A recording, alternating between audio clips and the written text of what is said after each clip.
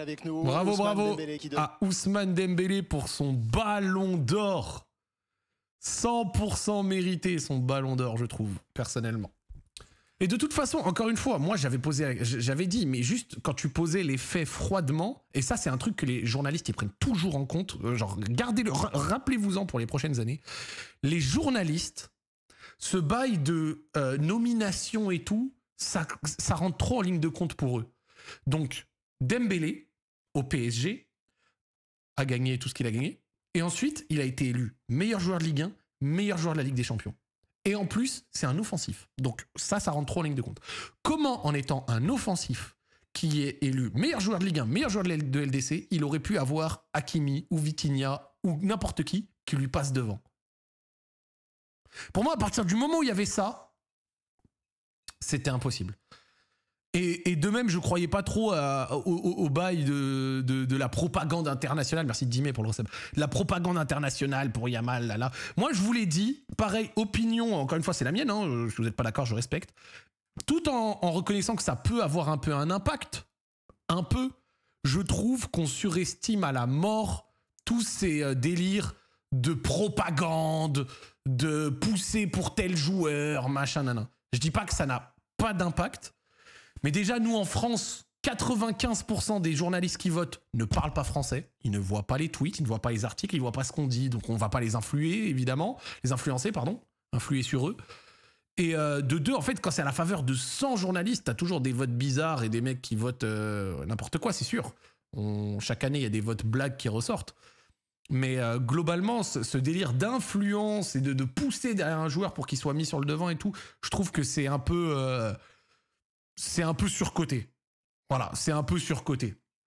Et il y a des jeux d'influence par les sociétés. Romain Molina l'a expliqué. Ouais, je l'ai écouté la vidéo. Mais Romain Molina, dans la même vidéo, ce qu'il raconte, c'est que est-ce que c'est efficace? Est-ce que ça a marché? Lui-même, il dit qu'il en sait rien. Et qu'il y a des mecs, des fois, c'est juste pour gratter, tu vois. Le cas Rodri contredit tout ce que tu dis. Non. Le cas Rodri, il suffit aussi de regarder précisément ce qu'il fait. Déjà, Rodri, à Manchester City, il était très fort.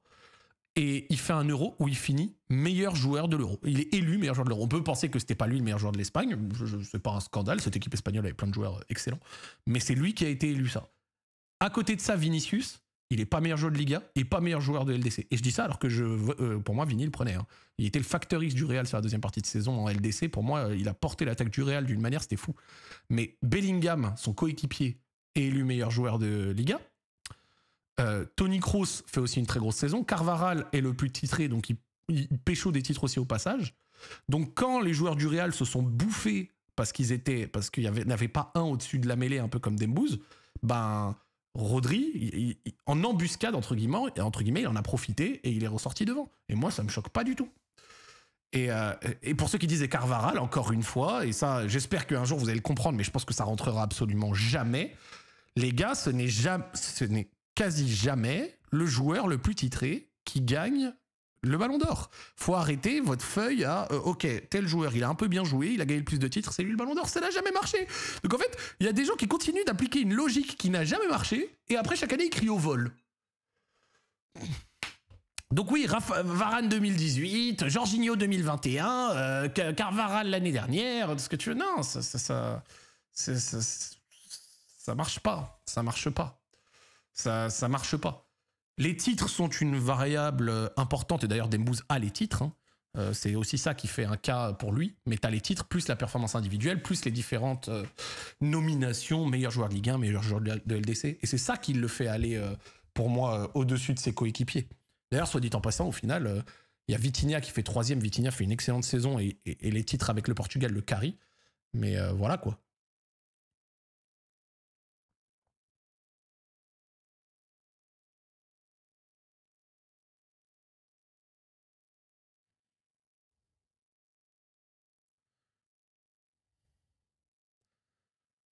Ah. Salah 4e avis. Salah, je le mettais. Moi, je l'aurais mis derrière Rafinha, perso. C'est dur pour Hakimi, je trouve. Ouais, le poste de latéral est trop ingrat. Le poste de latéral est trop ingrat. Hop, attends. Et oui, autant pour moi par contre, parce que j'ai dit une bêtise. C'est bien Vini qui était meilleur joueur de la LDC l'année dernière. J'ai dit une bêtise, autant pour moi. Je me suis emmêlé avec le meilleur buteur. Donc, autant pour moi, c'était surtout pour l'aspect Liga, pardon. Donc, Vini, pour lui, il avait ça, mais il avait surtout aussi un truc qui, je pense, l'a desservi, c'est sa Copa América qui a été mauvaise. Mais moi, de toute façon, l'année dernière, j'étais Team Vinicius, personnellement. Je trouve vraiment que sa LDC l'année dernière était 4 étoiles. Mais voilà. Avis Palmer, bullshit total. Cole Palmer, c'est l'exemple même de pourquoi un joueur dans une grosse équipe de PL va parfois ressortir devant d'autres, même si c'est pas justifié. Cole Palmer, c'est n'importe quoi. Genre Cole Palmer qui finit devant Nuno Mendes, devant Donnarumma, mais le mec a passé des mois sans marquer en première ligue et dans une saison carrément moins bonne que son année d'avant. Après, derrière, oui, il y a la Conference League, mais bon, la Conference League, il faut la relativiser bien comme il faut. Et effectivement, une bonne CDM de club, mais ça te fait pas rentrer dans le top 10 quand l'essentiel de ta saison est quand même vraiment pas si ouf que ça. Donc Cole Palmer devant Pedri, mais alors déjà on ronfle, mais alors devant Nuno Mendes et devant Donnarumma, genre comme ça, hein. Il marque un but de janvier à mai. Oui, non, mais Cole Palmer, n'importe quoi. Du Cole Palmer, n'importe quoi. Donc, oui, jamais il doit être là-dedans. Voilà pourquoi le Real boycott, les votants sont juste ridicules. Pedri hors top 10 et Cole Palmer devant Nuno, que dire. Après, de toute façon, j'ai envie de te dire, le système de vote parfait n'existe pas. Quand à l'époque, les capitaines et les sélectionneurs avaient une grosse importance, ça donnait des bullshit et les gens ils se plaignaient. Maintenant, c'est sans journalistes, les gens ils se plaignent, machin, nan. Je trouve aussi qu'il y a, genre, les classements parfaits n'existeront jamais, d'accord ? Et en dehors des saisons, genre Benzema 2022, Cristiano 2017, Messi sur ses meilleures années, etc. Genre jamais, genre quand il y a plusieurs vainqueurs, les gens ils crieront toujours à quelque chose. Ça n'existera pas un truc qui ne fait pas parler. Et je trouve même qu'il y a un effet de loupe assez énorme qui est fait sur des fois les mauvais votants. Genre tu sais, il y a 100 votants. Et vous connaissez, chaque année, il y a un article qui sort avec 5-6 journalistes qui ont voté n'importe quoi. Et ils disent, ouais, regardez, 5-6 journalistes ont voté n'importe quoi. Donc, du coup, nana. Et ça oublie qu'en fait, 95% ont des votes cohérents qui ont juste, pour certains, des différences, tu vois, qui ne sont vraiment pas choquantes. Et qui prouvent au final que le système fonctionne pas si mal que ça. Par contre, je serais étonné. Enfin, j'ai bien envie de revoir pour Palmer, parce que Palmer top 8, là, je suis d'accord que c'est un peu n'importe quoi. Mais je veux pas en faire un scandale. J'en parlais hier, au-delà du top 5, perso, les débats sont un peu forcés, tu vois. Genre, par exemple, ceux qui sont là, oh, Haaland 26. Bon. Genre. Voilà quoi. Je suis d'accord avec Joël, faut laisser le vote qu'aux Européens, les autres ne regardent que la LDC et les classicos. Joël, c'est mon gars, hein, mais on a déjà parlé de ça, et je suis évidemment pas d'accord avec ça. Hein. Genre. Je critique pas Joël, tu vois, mais donc du coup de quoi? Genre le football c'est un sport d'Européens, faut les genre limite si on a envie de penser à mal, tu vois, c'est quoi? C'est un sport de blanc, les Asiates, les Noirs et compagnie, vous êtes pas assez bons, les Sud-Américains, vous êtes pas assez bons pour nous, pour que vous puissiez oser voter à notre truc. Mais en fait, Joël, je sais que c'est pas ce qu'il pense parce que c'est un tonton, tu vois. Il voit des journalistes du Sri Lanka voter n'importe quoi, il envoie la vanne. Mais globalement, c'est évidemment impossible de faire voter que les journalistes européens parce que les autres ne regarderaient pas le foot. Déjà parce qu'on n'en sait rien. On n'en sait rien. Si là tout de suite on a le journaliste, j'en sais rien, on regarde le vote d'un journaliste, j'en sais un Thaïlandais peut-être que son top est cohérent, peut-être qu'il te fait peut-être que si on voyait l'essentiel des matchs qu'il a vu l'année dernière, il a regardé les bons matchs et qu'au final il n'y a rien à redire sur son vote, tu vois. Genre c'est un peu abusif, tu vois, de dire ça, de penser ça.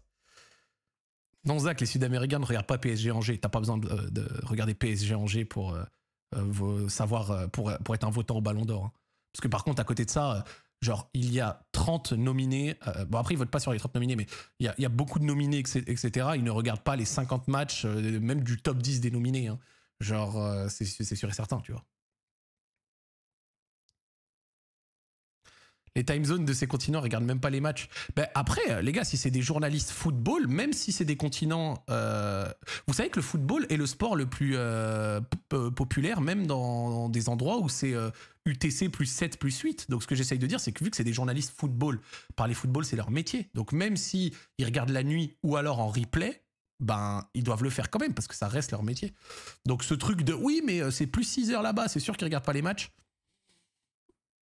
Je suis pas certain.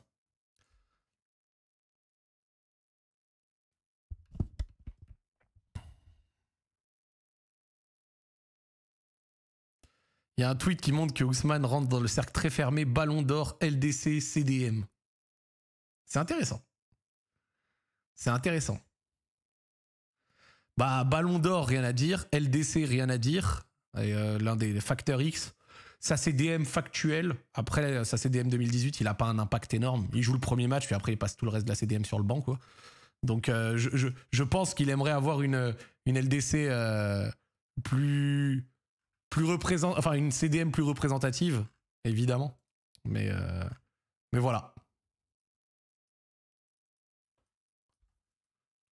Manque plus que l'euro, il aura tout gagné, je lui souhaite.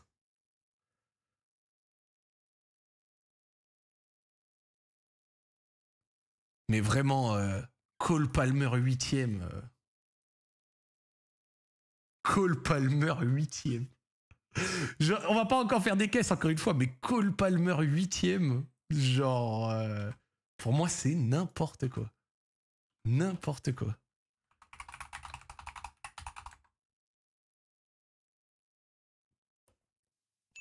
Mais bravo, bravo Dembar.